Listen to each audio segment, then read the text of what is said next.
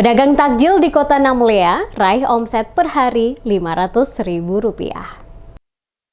Pedagang takjil di Kota Namlea mengaku dapat meraih omset setiap hari kurang lebih Rp500.000 dari hasil penjualan berbagai menu takjil yang dijual di sepanjang jalan dalam Kota Namlea. Takjil yang dijual berupa aneka ragam makanan dan minuman khusus pada setiap bulan Ramadan seperti asida, pisang coklat, dan risoles. Termasuk berbagai jenis minuman segar selalu diminati pembeli. Fitri, salah satu penjual takjil dalam Kota Namlea, saat diwawancari reporter DMS Media Group Sofyan Muhammadiyah menuturkan, setiap hari hasil yang didapatkan capai kisaran 400-an hingga Rp500.000 dari berbagai menu takjil yang dijual setiap hari jelang waktu berbuka puasa.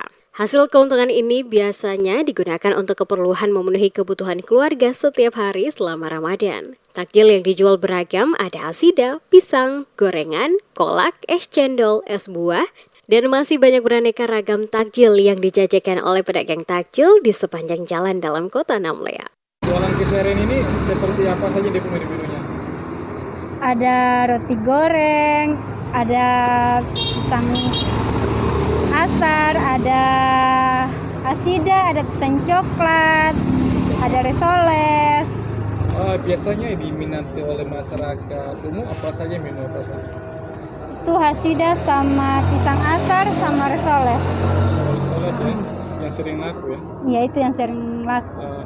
Bagaimana dengan pendapatan harinya seperti apa menu-menu ini? Di bulan Ramadan. Kalau dalam satu hari tuh bisa 500, bisa 400. Pemandangan para penjual takjil pada lokasi jalan dalam Kota Namlea adalah hal langka dan hanya dapat dilihat pada saat Ramadan saja. Warga Kota Namlea disajikan berbagai menu berbuka puasa dengan harga yang beragam, mulai dari Rp2.000-an hingga Rp5.000-an untuk 3 macam kue, sementara untuk minuman seperti es buah harganya di kisaran Rp10.000 per gelas.